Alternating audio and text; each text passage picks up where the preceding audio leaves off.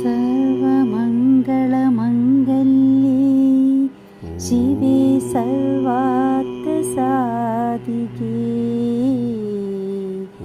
ശരണ്യേ ത്രയംബകേ ഗൗരി നാരായണീ നമോസ്തുതേ.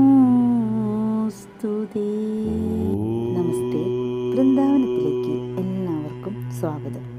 ഇന്ന് വെള്ളിയാഴ്ച ദേവി പ്രാർത്ഥനയ്ക്ക് ഉത്തമമായ ദിനമാണ്.